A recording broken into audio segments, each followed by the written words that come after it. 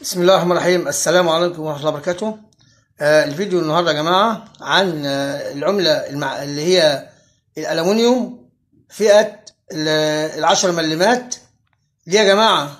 عملة خفيفة جدا ولذلك سعرها يبقى بسيط جدا ويعني ومش مطلوبة زي العملات التانية يعني. ديت العملة ديت الألمنيوم يا جماعة.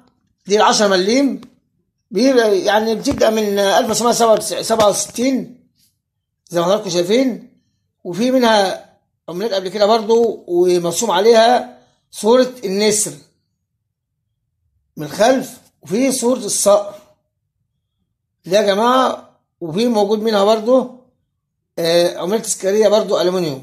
بس يا جماعة بالنسبة هنكلمكم من العملات ديت اللي هي الألمنيوم ديت مبقاش مطلوبة زي العملات التانية، لأن العملة دي خفيفة جدا وموجود منها سكرية كل حاجة، بس قليل أوي اللي انطلب منها يعني.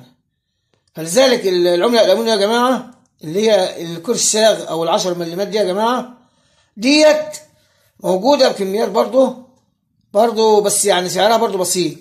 سعرها بيبقى من 50 جنيه اللي هي في حالة الأنصر، بتبقى من 10 جنيه ل 50 جنيه في حالة الأنصر تمام يا جماعة. طبعا العملات ديت موجودة ومتوفرة مع الناس كلها، واللي عنده عملات مميزة منها هقول لحضراتكم، بس أهم حاجة يشوف فيديو للآخر ويعرف أماكن بيع العملات. أي عملات يبيعها هيبيع في مثلا يا جماعة عندك اللي هي مثلا ممكن يبيع في الإسكندرية يا جماعة، شارع خالد بن وليد منطقة ميامي شرق الإسكندرية، وفي شارع السيوف، وعندك محطة الرمل ومنطقة الإبراهيمية، وفي محطة مصر الإسكندرية، وفي منطقة العطارين، وفي سوق الجمعة، وفي بحري على الكورنيش ده يا جماعة. هناك تجار وباعة التجار العملة ديت اللي هي قديمة